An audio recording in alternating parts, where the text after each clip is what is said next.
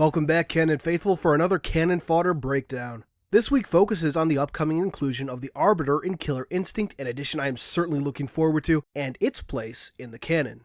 Now I know what you're thinking, how could any of this be canon? The short answer is, it's not. However, there is canon surrounding the Arbiter, the various character skins, and the stage that this character calls home. It's similar to the situation with Nicole 458 in that there are canon characters and variations represented, but the events themselves are in no way canon. Side note, when are we going to get the full story on Nicole? Canon Fodder seems like the place to do that. Wink wink. Anyway, as mentioned, there will be a number of skins for the Sung Healy character in Killer Instinct, so let's take a look. First up is the variant known as Kaiden, taken directly from the Arbiter's appearance in Halo 5. Though not technically pure Kaiden armor, as it has been noted as being a combination of Kaiden and Arbiter designs, the name is apt. In addition to the default gold with red trim, players can unlock other color combinations to make their Kaiden unique. Next up is the classic Arbiter armor as it appeared in Halo 2 Anniversary. Interestingly, while the Kaiden armor features Thel's Halo 5 physiology, the Arbiter skin has his Halo 2 physiology. After that, we have the default Sung Healy combat harness, which again features different color variations to allow one to parade around as any rank one wishes. Just don't let the prophets catch you. I'll see myself out. Next up is the Storm combat harness. Storm elites are specialized shock troopers that have seen more prominence in the post-war era than during the height of the Human Covenant War. The look in Killer Instinct likely invokes images of Ait Savi in the minds of the Canon Faithful, a character I'm sure many would love to see return in canon proper. After that, we have the Ranger outfit, specifically the variation seen in Halo Reach, followed by the Commander harness.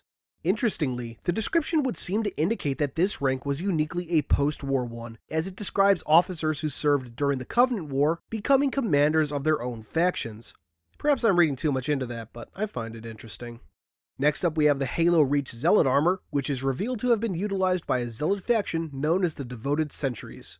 These were the elites deployed to Reach by Supreme Commander Ro Barutami from his fleet of Valiant Prudence during the early weeks of the invasion of Reach. Nice to get a little insight into the unique look of those Zealots.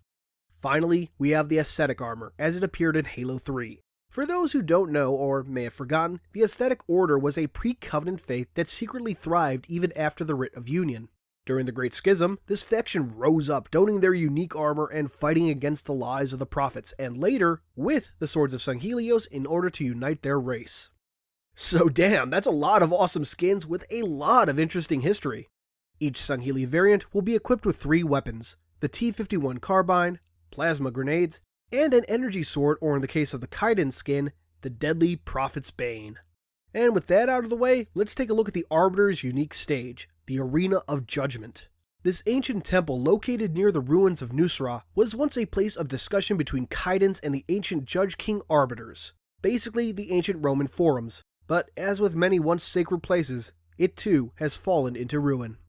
And that more or less wraps up the main article, bringing us to the universe entry for this week, the Single Occupant Exo-Atmospheric Insertion Vessel, aka the Drop Pod.